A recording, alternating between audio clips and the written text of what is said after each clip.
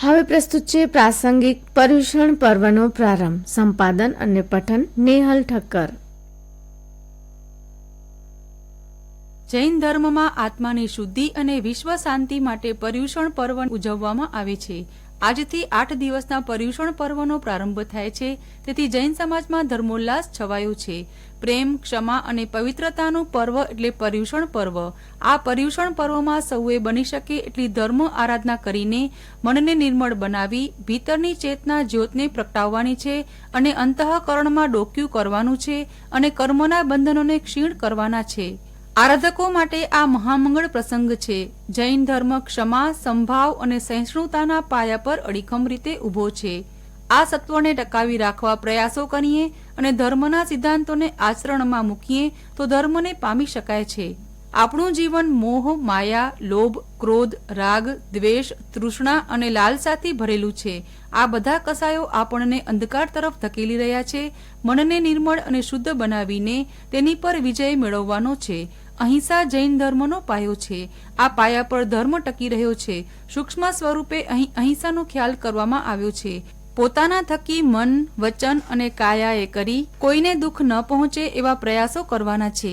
એટલું જ નહીં પણ પ્રાણી માત્ર પ્રત્યે પ્રેમ, કરુણા અને દયા રાખવાની છે.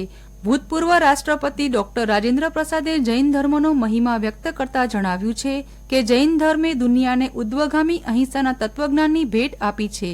બીજા કોઈ ધર્મે અહિંસાને જૈન ધર્મ જેટલું મહત્વ આચાર કે વિચારમાં આપ્યું નથી. જૈન ધર્મ તેના અહિંસાના તત્વજ્ઞાનને કારણે વિશ્વ ધર્મ બનવાને યોગ્ય છે.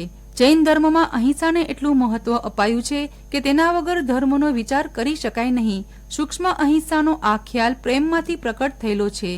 જ્યાં પ્રેમ હોય ત્યાં કોઈને દુઃખ આપવાની વાત સંભવી શકે નહીં.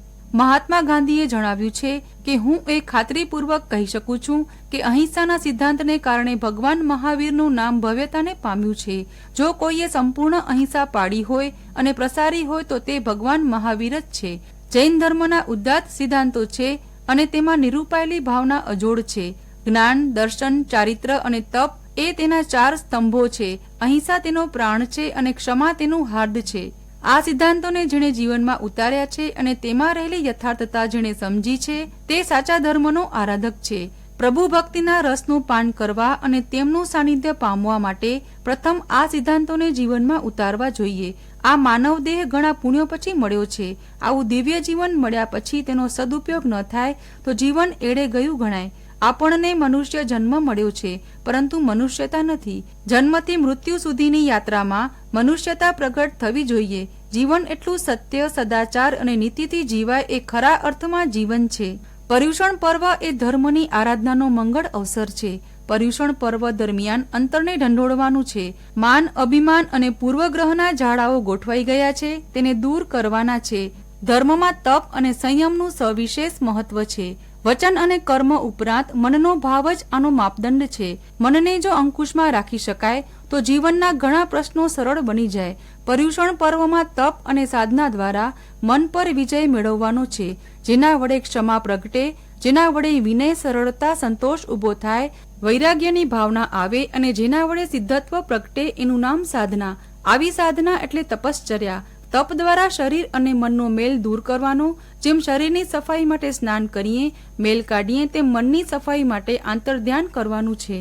વિચાર અને વાણીમાં શુદ્ધતા, ખોટું વિચારવું નહીં, ખોટું બોલવું નહીં, ઉત્તેજક પદાર્થો ત્યજવા, કોઈને આપણા થકી હાનિ પહોંચે નહીં તેનો ખ્યાલ રાખવો એ ધર્મનો બોધ છે.